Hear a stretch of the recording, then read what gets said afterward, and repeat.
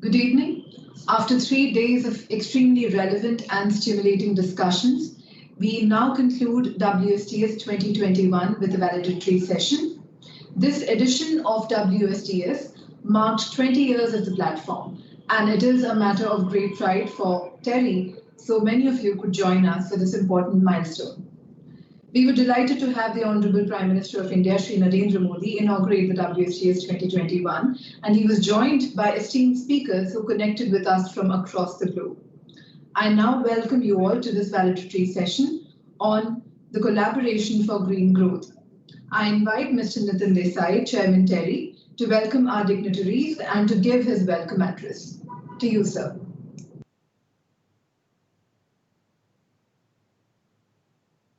Friends, let me first welcome the distinguished guests that we have for this valedictory session of the 20th World Sustainable Development Summit. I welcome Sri Suresh Prabhuji, who is India's representative to the Sherpas of the G20. He has held many ministerial positions before, including environment and the power ministry, and has very celebrated reputation for the work that he has done when he was minister here. We've been friends for a long time, and it's a particular pleasure, therefore, for me to welcome him. May I also welcome Dr. His Honorable Sri Alok Sharma, who has the great task of chairing the Conference of Parties, the 26th Conference of Parties, which will be meeting in Glasgow this November. He too has held many ministerial positions in his government, and we do look forward to hearing from him on how he hopes the challenge of sustainable development will be met at this meeting in Glasgow. I would also like to welcome Mr. Frans Timmermans. He is Executive Vice President of the European Commission and is responsible for what is known as the European Green Deal. And he has also been in charge of several things in the Commission. It so happens that just today I received an invitation from the SSD in Europe for a discussion on something which tries to connect the Green Deal with the recovery from the COVID mechanism, and speaks of a green and digital economy which has job growth and inclusive growth. So I do look forward to what he has to say. In many ways, our guests are a very important addition to this, because Europe, when I was involved in all of these things 30 years ago, Europe was leading the drive for global action on climate change. I do remember I was there representing the UN at the Berlin Conference of Parties. The very highly respected lady who's retired as Chancellor, Angela Merkel, was the Minister for Environment and chaired that COP. And that is a COP where we had the emergence of a protocol, which the beginnings of the work on a protocol, which led us beyond just wishful thinking. Do remember that at that time, when we were signed, when the summit conferences, when the convention was signed in Rio, the dominant mood was a semi-skeptical one. Even the IPCC had not clearly stated that we run the risk of climate change because of human actions. And to me, looking at it from somebody who's been involved in it for so long, I see progress, because I see today that there is a much broader sense of sentiment, particularly outside governments, in corporations, amongst individuals, amongst youngsters, led by a young lady, Greta Thunberg, on action on climate change. So I do say that in many ways, we are not doing too badly. The rank of climate skeptics is down. There is almost universal agreement among scientists on what are the issues that we have to address. There is a great deal of support in civil society, in corporations, in other organizations in this. The challenge now is before the governments. It is the governments who have to now deliver in terms of policies which support the very positive sentiments that exist on climate change in this environment. I focused on climate change because we have the happy thing of the Honorable Mr. Alok Sharma being with us. Also, it has been a major theme of this conference. But there are, of course, broader issues of sustainable development, and we are discovering that climate action cannot be divorced from other areas of sustainable development, like water resources, as we discovered in Uttarakhand in India just a few days ago. So I would say that I'm very happy to be here to listen to what we have to hear from the two leaders who are with us, and the three leaders who are with us now that Mr. Suresh Prabhu has joined us. And I particularly also want to stress the role that G20 can play in this, since Mr. Suresh Prabhu is a representative there, particularly when India chairs it a few years down now, as a country which is on target to meet its Paris commitments, and in fact may even do better than the commitments it has made in Paris. I believe India has a great role to play to lead the G20 onto a much more vigorous government initiatives leading to climate change. With this, I first, let me just quickly welcome Mr. Suresh Prabhu, who has joined us, and then turn to Mr. Alok Sharma for speaking to us on what he expects to deliver at the Glasgow meeting in November 26, and perhaps other areas that he may wish to cover. Thank you very much.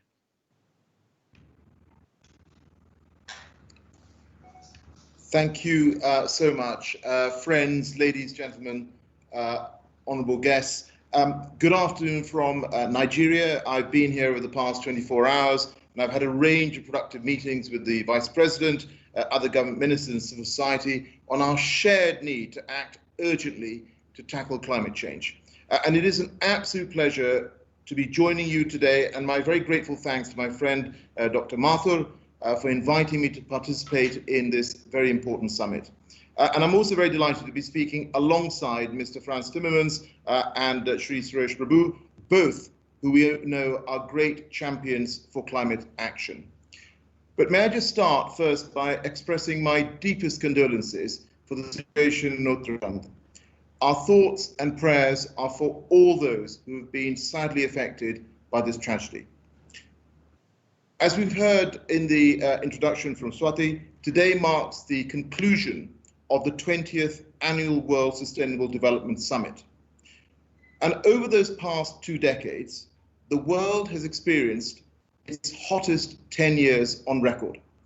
We've seen what the UN calls a staggering rise in climate disasters, affecting more than 4 billion people across the world, causing almost $3 trillion of losses to the global economy.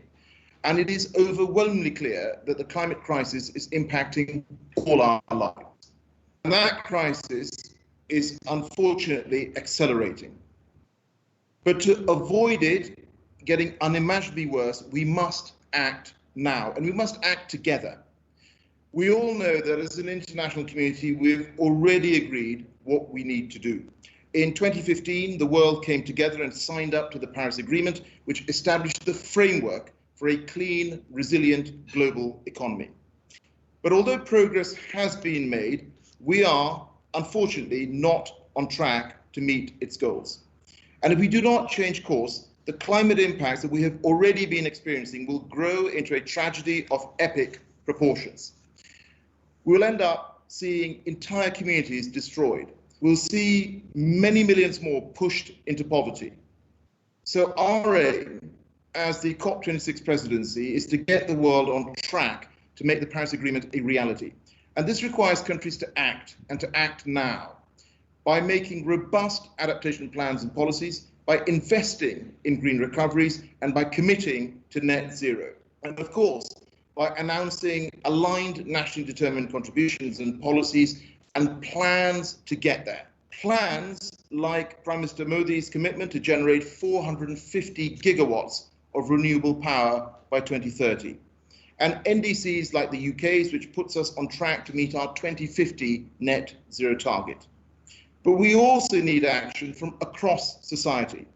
And we need to work together. because making the Paris Agreement a reality requires us all to act in concert. So the UK COP presidency aims to unite countries and groups across society behind the aims of the Paris Agreement, and importantly, to place inclusivity at the heart of COP26. So we're urging businesses, investors, cities and regions to join the Race to Zero campaign, for example, by committing to reach net zero by 2050 at the latest. And we've seen many companies come forward. Companies like Dalmia Cement and Mahindra Group have done so. We've seen great cities like Delhi and Kolkata have signed up to this too. And we are bringing the voice of civil society, women, young people, indigenous peoples, and marginalized groups into COP26. These communities are some of the most affected by climate impacts, but their knowledge, their leadership, and their expertise are absolutely essential to developing effective solutions. Over the past 2 weeks, I have met youth and civil society climate activists in Ethiopia and Gabon, in Egypt, and here in Nigeria, and I will continue to prioritize these interactions on all my country visits on the road to COP26. The UK's COP26 presidency has established the Civil Society and Youth Advisory Council to help shape the summit. And this group includes brilliant young climate leaders from countries such as India and Kenya. Our Friends of COP Advisory Group includes Indigenous leaders, and the UK government is supporting a mentoring initiative to encourage women from a diverse range of backgrounds to participate in climate negotiations. And I also want to welcome and thank the work that's been done by Terry and WSDS to bring the voices of youth and women to the forefront. The UK COP presidency is also working to enhance international collaboration between countries and across society, bringing together governments, businesses, civil society, and financial institutions around 5 critical climate issues: finance, adaptation, nature, clean energy, and clean transport. Because we know that if we all focus on specific challenges and sectors, we can make progress faster by sharing solutions, bringing down costs, and driving innovation. Together, we can accelerate the transition to clean growth, creating those jobs and prosperity and spurring development which we all want to see. And I very much recognize India's leadership in this area, with pioneering initiatives like the International Solar Alliance and the Coalition on Disaster Resilient Infrastructure. And I very much look forward to working with both organizations over the coming year and to showcasing them at COP26. And of course, we're absolutely delighted that India is participating in the new forums for collaboration that the UK COP presidency has created, like the Energy Transition Council and Zero Emission Vehicles Transition Council. With its vision and its flair and its leadership, India will be absolutely vital to the success of COP26. As we approach Glasgow, I'm pleased to say that the partnership between our 2 countries on climate change has never been stronger. And I very much look forward to visiting in person next week and hearing firsthand about India's ambitions. The UK COP presidency is committed to working in partnership with those countries most vulnerable to climate change, which for so many years have actually led the world's attempts to tackle it. And we saw this in 2015 when Prime Minister Modi played a decisive role in getting the Paris Agreement over the line. And small island developing states touched the conscience of the world, persuading it to pursue efforts to limit warming to 1.5 degrees. And we see this today too, as Barbados and the Maldives announced their aim to reach carbon neutrality by 2030, and we see countries like India and Bangladesh using early warning systems to save thousands of lives. And Ethiopia, where I've just been, plans to plant 20 billion trees by 2024. And the UK COP presidency wants to amplify the leadership of those countries vulnerable to climate change and to work together to make progress on critical issues like finance and adaptation. So we're very pleased to be co-chairing the next meeting of the CDRI in March alongside our friends and partners in India. And last month, Prime Minister Boris Johnson launched the Adaptation Action Coalition, which the UK has developed with Egypt, with Bangladesh, with Malawi, the Netherlands, St. Lucia, and the UN. And this coalition is a chance for developed and developing countries to share knowledge and best practice on adaptation and resilience at every level, local, regional, and global. And next month, the UK COP presidency will hold a climate and development ministerial. This will bring ministers together to look at 4 key areas: access to finance, quantity and quality of climate finance, response to impacts, and fiscal space and debt. And civil society organizations will also be part of this conversation. Together, we will look for ways to move forward on these key issues, and also plan how we can make progress through events like the G7, the UN General Assembly, and of course, COP26 itself. So friends, in conclusion, we all share one precious, life-giving, but fragile planet. And we all have a stake in its future. Through partnership, collaboration, and with all of us on board, we can bring the benefits of clean growth and resilient economies to countries around the whole world, and thereby protecting our people and our planet. Thank you.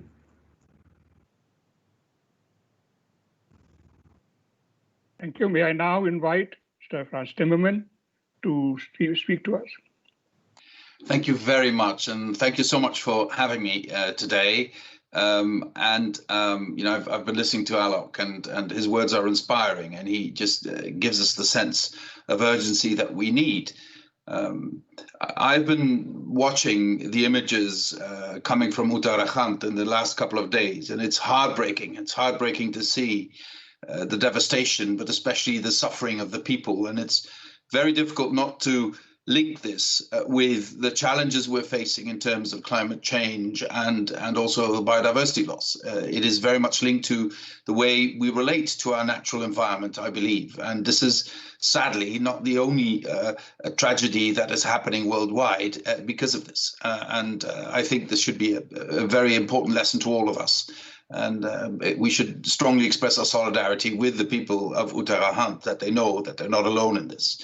But in my remarks today, I want to insist on the fact that we stand at a pivotal moment, I believe, in the fight against the climate crisis and the biodiversity crisis. Tipping points are getting dangerously near. And I think, frankly, we only have a couple of years left to make the necessary changes in our policies if we really want to avoid reaching those tipping points. How we shape the recovery from the pandemic, I believe, will determine whether we can succeed in realizing a success with our fight against the climate crisis. In late 2019, we, the European Union, committed to becoming the world's first climate neutral continent by 2050. And I certainly hope that others will beat us to it. It's not that we want to be the first, but we committed to be the first. Hopefully, others will be faster. That will be even better for the world. But that's a target we've set for ourselves. I think we have to build this, and I believe that the Green Deal, which is based on that goal, is a comprehensive plan to make our economy and society ready for a climate neutral future, a future where we live in harmony with our natural environment. It applies to every sector and every region and appeals to everyone to grasp the opportunities inherent to the transition. And to make it happen, we want to set our goals into law. So the 2050 climate neutrality goal will be set in law. And hopefully also the target we are negotiating now with the European Parliament and the governments of reducing our emissions by 2030 with 55% as compared to 1990 will also be set into law. So that will force us to take the measures in all the policy areas, whether it's energy or building or transport or agriculture, that would lead us to actually getting to that goal. And I think this is an important issue for nations worldwide. It is relatively easy to declare that you're going to be carbon neutral or climate neutral by 2050, but to actually have a plan that is realistic and takes you there is, I think, more important than just a declaration. This is not, we're not in an area of traditional diplomacy here. We're in an area where what you do at home is the only way you can create credibility internationally to convince others to do the same. And here, I honestly think we need to help each other. We need to help each other because we all have different starting positions. We all have different challenges, but the solutions to the challenges very often are the same. And the most important thing I would like to mention in this context is that it is my firm belief that this transition has to be just if it is going to happen. It's a just transition or there's just no transition. I'm absolutely convinced of that. People who are most vulnerable in our societies suffer more whenever there's something that happens that disrupts society. We see it in the pandemic. We will see it with the climate crisis. We will see it in the biodiversity crisis. And if people see this in democracies such as ours, they will not be part of the change if they believe that they will be left behind, and then the change will not happen. So I think this is a fundamental issue for any democracy to face. I would like to say with Mr. Desai that we can be more optimistic than a couple of years ago. When we launched our plans, it was pretty lonely out there. But since then, so many nations internationally have moved in this direction. And indeed, the consensus about what needs to be done is growing and growing very quickly. Climate denial is no longer a challenge, I would argue. I think climate desperation will become a challenge if we don't actually create some successes in the near future. Then people will just give up because they say it's a lost cause anyway. So why go through all the trouble? We need to avoid that at all costs. I think that's why the two COPs we're seeing this year, the one in Kunming and especially the one in Glasgow, are going to be crucial, not just for the international relations, but especially for convincing our citizens that we mean business and that we have a plan and that they are part of that plan to get us where we need to be. And I hope, I want to mention this explicitly because I believe it is also of great importance to India. I hope that we can increase the sense of urgency as far as biodiversity is concerned. I think nobody needs to increase the sense of urgency for the climate crisis, but the threatening ecocide, that is a direct threat to our very existence, should be higher on everyone's agenda. And I hope we can work on that in the next couple of months before the summit in China. Now, since I'm speaking, even if it's just virtually in India today, allow me to add a few words on our host country. Both the EU and India are strong defenders of the Paris Agreement. And as Alok has said, Prime Minister Modi was instrumental for reaching an agreement in Paris. Both sides are also very ambitious. Again, Prime Minister Modi has pledged that by 2047, Centennial India will exceed the world's expectations in what it will have done to counter climate change is something to look forward to. And it just shows how ambitious India is. So while we are both still big users and importers of fossil fuels, we have the ambition to lead an energy efficiency and renewable energy future that will revolutionize the way we produce and use energy. The targets for renewable energy India has set for 2030 are really impressive, and they will help boost the global market for renewables, also in terms of technology development. And that will lead to a lower cost for consumers. With renewables rapidly becoming a cheaper alternative to coal, the expansion of renewable energy can also help create a just transition away from coal. And we see it in the European Union that member states, sometimes still heavily based on coal, know that there's no future in coal, and they're now quickly developing plans to get out of coal, and more rapidly than was anticipated before. We're also looking at energy efficiency in buildings, solar energy, smart grids to integrate renewable energy, and offshore wind, which is taking a really interesting development right now. Looking ahead, I see opportunities to cooperate also on green hydrogen, on the just transition, and on sustainable energy infrastructure in the wider Asian region. I think India is really ahead of many countries, but others are catching up very quickly, is my impression. Clean energy alone is not enough to build a climate neutral and sustainable future. Also, as I said on biodiversity, we need to work together to strengthen our ecosystems, preserving forests.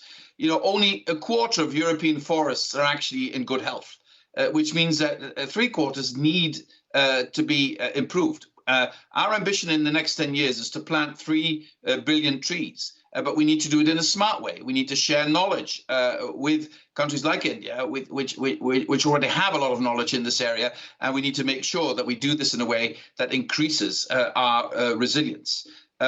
Now, in many places across the world, what we want most right now is for everything to go back to normal. that we can hug our friends again, that I can finally see my grandson again, that we can have dinner with strangers again, or go out to sport events again, that offices, schools, universities reopen in fall, that we can travel again. I mean, I don't have to tell you what we're all missing, and that our economies can recover, but we should be careful not to say that our economies should go back to normal. Because apart from the climate crisis, apart from the diversity crisis, we're also in an industrial revolution. And we're mobilizing in Europe massive amounts of money that we need to spend in the right way, because this needs to be brought back through economic growth and through innovation. If we put this money into industries that have no future, we will just put a gigantic burden on the shoulder of our kids and grandchildren in terms of finances without giving them anything in return for that.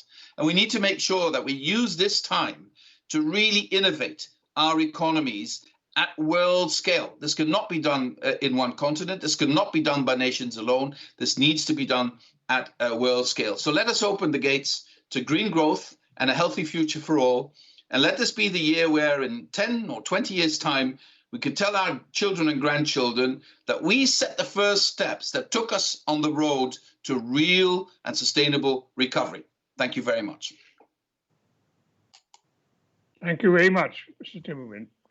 And after hearing two very hopeful speeches, may I also now turn to Sri Suresh Prabhuji, who has been involved in this process for many, many years.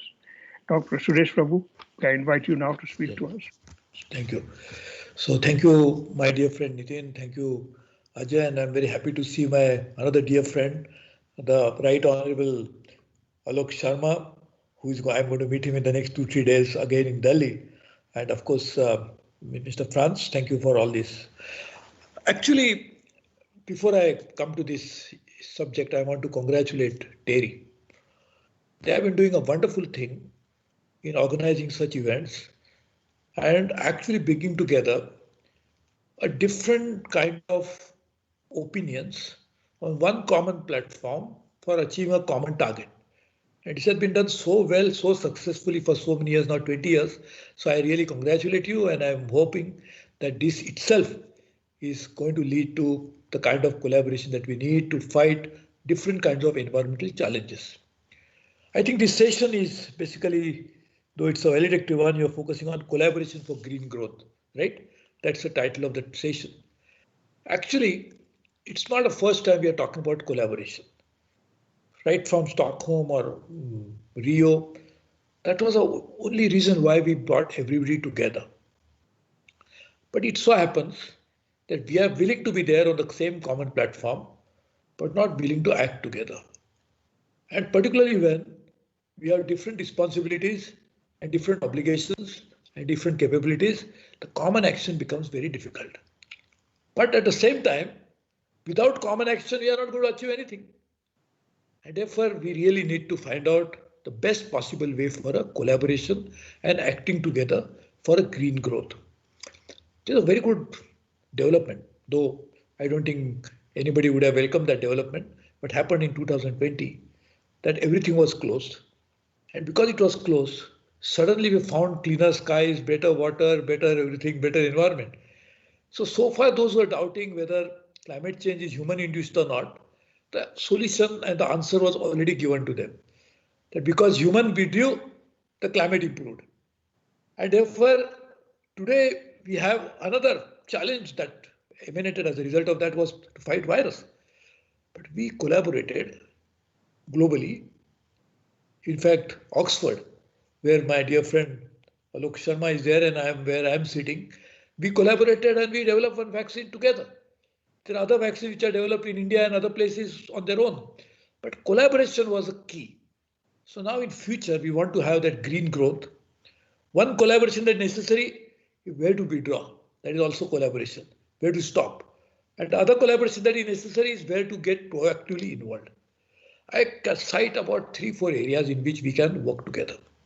There's an excellent model available under UNFCCC called IPCC, wherein people collaborate and a collaborative science has produced irrefutable evidence and also, in a way, some sort of a way forward.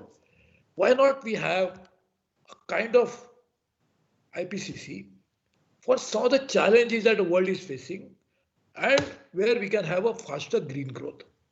Let us identify a few sectors. Energy is one. Water, as Nitinji mentioned earlier, is another one. Forestry is a third one. Oceans is another one. We can identify certain sectors. And in that sector, why not we set up something on the lines of IPCC, wherein we can bring top scientific minds together to address these challenges. Then what happens? If they produce some science, they produce some products, they produce some technologies, they'll not be covered by the TRIPS and therefore will be freely available. I think this is one area which probably even my dear friend, the COP president and the most able person to be the president of the COP at a most crucial time, COP26. And therefore, if you develop something like this, obviously everybody will use it. So there is no question of whether I should act on it or I should not act on it. There is no negotiations about how much royalty should be paid, how much license fee should be paid. And at the same time, all will benefit. Just imagine the green growth happens, and the result of that, and therefore I'm not mentioning only climate change, I'm saying a broader green growth, with which climate change will be definitely a beneficiary. Climate will be definitely a beneficiary, but so will so many other sectors. So why not we work on that? Let us look at like this. For a green growth, when we are talking about, the sign whether we are really growing and whether we are still alive lies in the fact that whether we have a wildlife still in the forest. Are we thinking about green growth and collaboration for wildlife protection? Not really, but this is a time we should think about it. I remember when I was Environment Minister in 1998, and Mr. John Prescott, who was the Deputy Prime Minister and also the Secretary Environment in UK, we decided why not, I requested him, why not you adopt some of our wildlife? Adopt means you cannot, it will remain there, but you are responsible for it as a parent. And just imagine that itself can bring in the emotional connectivity to the issue of forest conservation as well as wildlife protection. You know, we should work on some areas like that. And I can clearly see that our priority today is how to bring in more growth, because we are all over leveraged economies now. The public debt to GDP ratio of most of the countries has gone beyond 100. And therefore, we are over leveraged. So only way we can bring down the leveraging is by growing more, faster. Therefore, the GDP growth, therefore the GDP to public debt ratios will improve. Now, to bring in higher growth, there is no other way but to have green growth. Because the wrong way, the cost of that growth will be so enormous that probably over a period of time will be suffering more than gaining. And therefore, this is the best opportunity to come out with few critical sectors in which we can decide to work together, develop a product, use it, and we can actually distribute this ability for even development. Once you develop something like vaccine, maybe developed by Oxford, but produced in so many other countries. So once we develop on an IPCC model, new product, new technologies to fight the climate as well as other environmental issues, we can actually use the manufacturing in different parts of the world. So this will be kind of a different supply chain that can also emerge, global supply chain, global value chain. Therefore, I think we should really seriously think about that. I personally feel that today we have almost reached a tipping point. If we don't act today, probably there is no time for us to, in future, even to think whether we should have time to think. In fact, there is another very good friend of all of us, Mr. Lord Nicholas Stern, who has always been saying that more you delay, bigger the cost. And therefore, I always say that Stern was giving us stern warning, but we never heard a stern warning, though we heard stern. But I think we should really, therefore, now work on it very effectively and try to save this planet from imminent extinction, probably over a period of time. We'll not be there to see the extinction, so we won't know. But if definitely disaster that we are facing, and it's already around us. So one thing I personally feel that this collaboration, we thought about it from the very beginning. As I said, even in the UNFCCC, there is this provision for collaboration. And the Kyoto Protocol, we came out with 3 different market mechanisms. 2 of them had based on collaboration. So collaboration is something which you already accept but doesn't work. And therefore, I am suggesting that under Paris Accord, it not mentioned, but we can think about under COP26, a new regime in which kind of IPCC for working on research on some of these areas with a time-bound program with several countries joining in, some money, which now question is after Copenhagen, we thought will be billions of dollars. But I think it takes so much of time to count a million, so billions have not come on the table. I understand. But I am saying that billions of dollars may not be necessary. Probably we can start the research with a much lesser amount with far better results. So I think we should try to seriously think about it. But I'm glad to see that again, after a lapse of few years, the renewed interest in climate change, renewed interest in environmental issues, again welcoming Secretary John Kerry's appointment as special envoy to President Biden. These are all very welcome signs. So, and this is another good sign is the UK has taken such a great interest in this COP26. They are preparing for it so well. In fact, my dear friend Alok is traveling all over the world and trying to build the public opinion. The Prime Minister Boris Johnson is also trying to put his weight behind him. So I think really it's a time that we act on it very effectively with such kind of idea, which itself, and it's the only way we can bring the collaboration for green growth. There is no alternative for green growth. Everybody agrees. What is green growth is also known to us, but we don't have the instrumentalities to achieve it. And that's what I was suggesting, that some kickstarting and taking a huge step in developing some processes, technologies can help us a long way. So thank you very much. I really appreciate this great opportunity to talk to all of you. Once again, I don't want to miss the opportunity of thanking Terry, has doing wonderful job in bringing together the best of minds from all over the world to achieve a much better world that we want to get. Thank you very much. Thank you. Ajay? Thank you, Mr. Desai, and thank you, Suresh Prabhuji. Thank you, Secretary Sharma. Thank you, Commissioner Timmermans. This has been a great session, and I think it is absolutely fitting that we end on this note, which leaves us both with ideas on how to go ahead, as well as a challenge to figure out how we do it, but with thoughts on how we can achieve those goals. We started off with the Prime Minister of India, along with the President of Guyana, the Speaker of the Maldives, the Deputy Secretary General of the UN, welcoming this thought process, but at the same time arguing, as both Secretary Sharma and Commissioner Timmermans did, as Mr. Suresh Prabhu pointed out, that at the heart of it, it's about ensuring that everybody has to benefit by this transition. It was also a theme that was carried through in the ministerial sessions. Minister Javadekar from India, Mr. Jaishankar, Secretary Kerry, all of them highlighted the issue that we need to see how we do this together. Again, the point that has been raised here as well.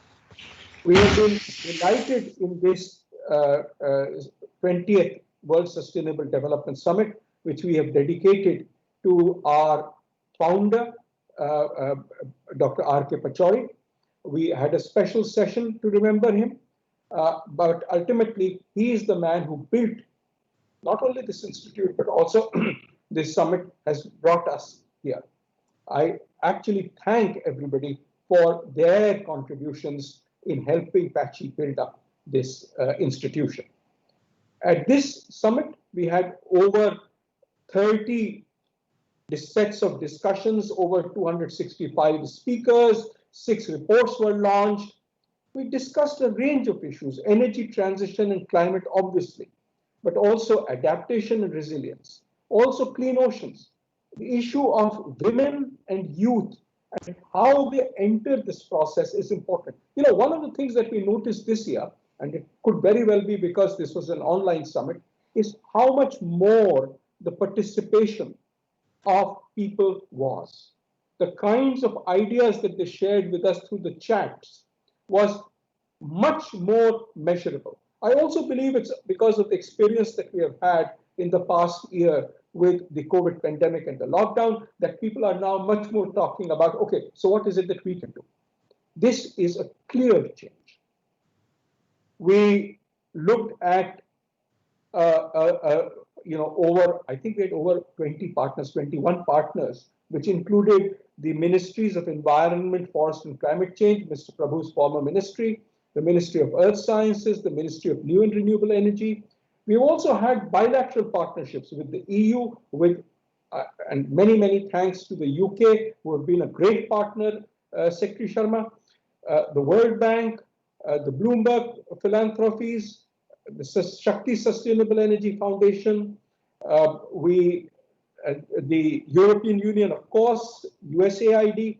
All of these have been great supporters. On the corporate side, I particularly want to emphasize our green bank company, Tata Clean Tech, which has pushed not only through financial support, but much more through the kind of intellectual leadership, the personal leadership that they have provided to this summit.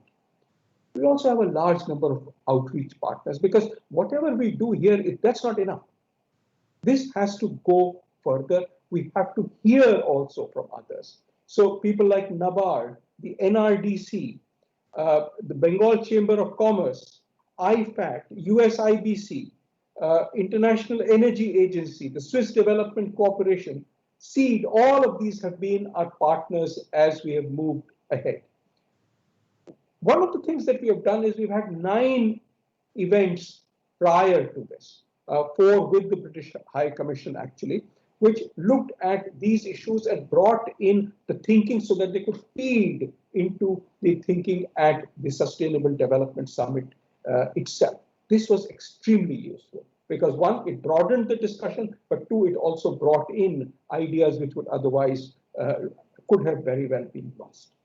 As we end, I want to thank the platform provider. This is the first time we have done it online. We actually had huge challenges, but we came along, we found keystone partners who have developed this platform for us. I want to thank Siddharth Sahni, Sandeep Patnaik, Vivek Shankar, Chanchal Kejriwal, Sushil Kumar, Ravinder Singh, Sandesh Sethi, Sneha Raheja, Radhika Anand, Amrita Singh Roy, all from Keystone, who have helped. You may have heard their voices as they told, okay, 3 seconds to start, 3, 2, 1. Those are the people who helped make this possible. There are obviously the TERI colleagues, my entire management team of program directors and directors, the people who have helped bring the various sessions together, the rapporteurs, the TERI press team, the TERI communications team, and then finally, and if I could request my colleagues to put up a slide, the core WSDS team. These are the people. Annapurna, of course, has led it for many years, and I thank her for her leadership this year as well. But there's a larger team of colleagues who have been part of the WSDS, colleagues from IT, colleagues from a range of event management people who have come together to carry out this challenging summit. We were so used to the person-to-person summit. I would have much rather had you all here sitting out, having a cup of tea or a glass of wine and discussing what we talked about here. But thanks to this WSDS team, thanks to my colleagues at TERI, thanks to the Keystone team, I think we have been relatively successful in having our first online WSDS. With that, I want to thank each one of you for your participation, for your commitment, and for walking with us. Thank you all very much.